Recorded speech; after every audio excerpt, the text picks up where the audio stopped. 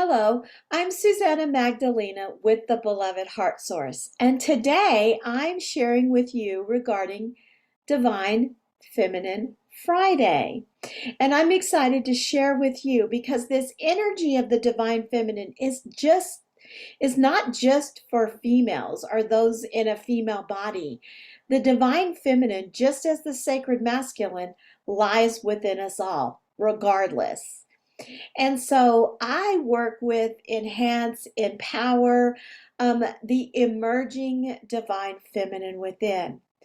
And I love research, I love information that takes me further into these areas of interest. And one of them is for this energy of the divine feminine, I find that one tool that I love to work with are essential oils.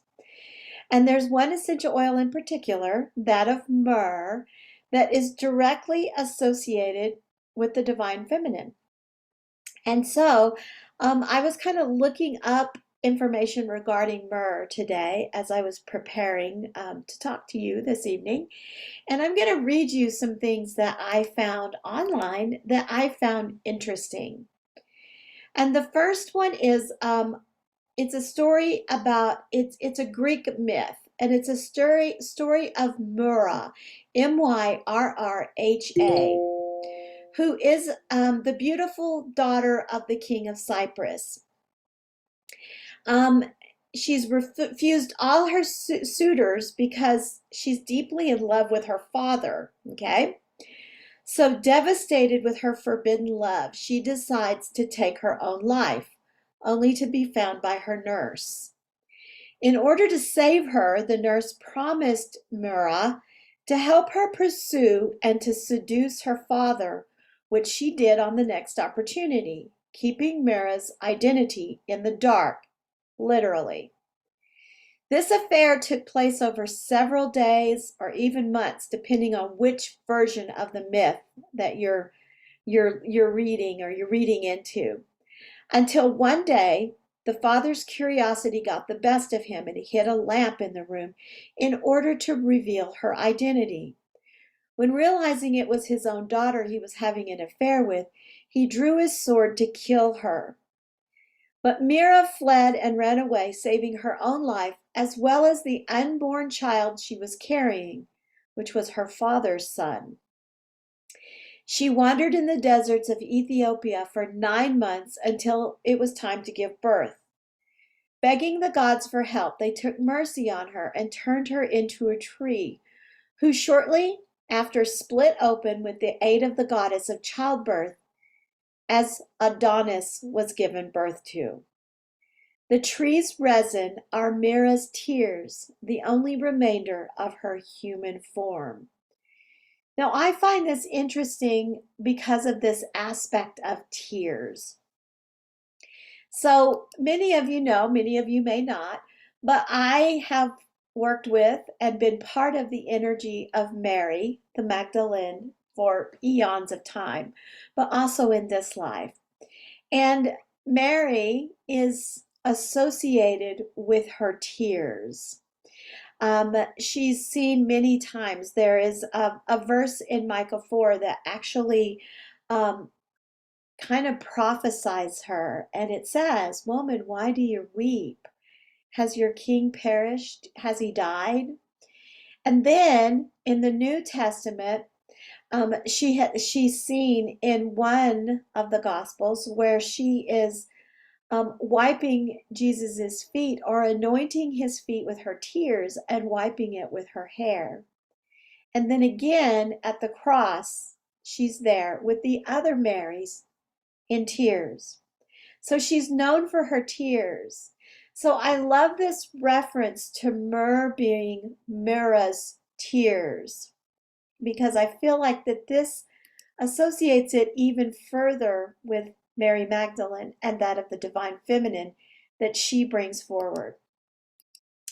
Now also I found there's a word and it's called miraphor.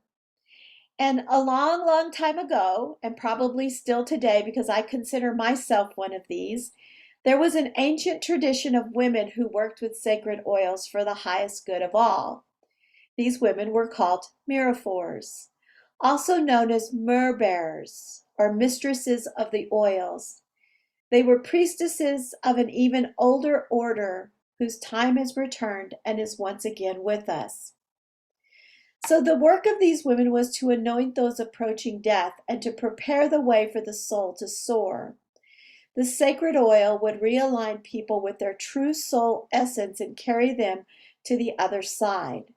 The miraphor would hold a vigil, usually 3 days, whilst praying and uttering the intonation of the oil. Now, I find this interesting as well because in another story in the New Testament, Mary is also preparing Yeshua, but in this point, she's not anointing him with her tears. She's anointing him with costly oil. Now, this is not myrrh she's anointing him with. In biblically, it talks about she has a box of nard, which the nard was more than likely spikenard.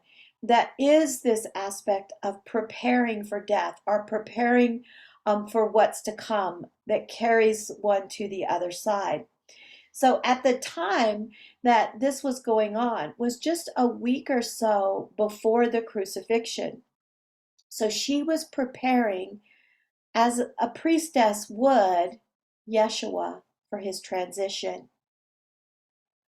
The combination of softly spoken voice and perfume healed the wounds in the soul caused by events not only in this life, but also in the past.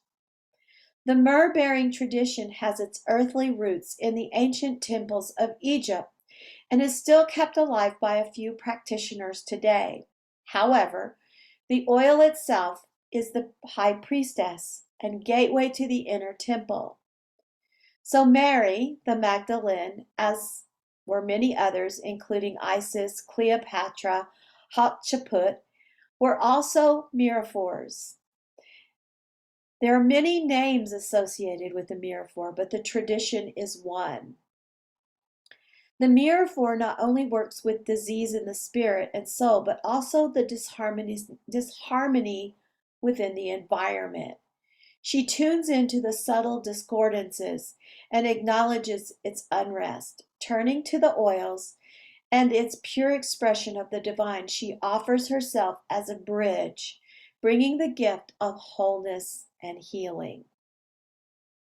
So this to me is interesting, and it enhances who and what I am and the essential oils that I bring into teachings, to healings, and to that process of moving forward, of transition from one place to another in this physical life, but also in the lives to come.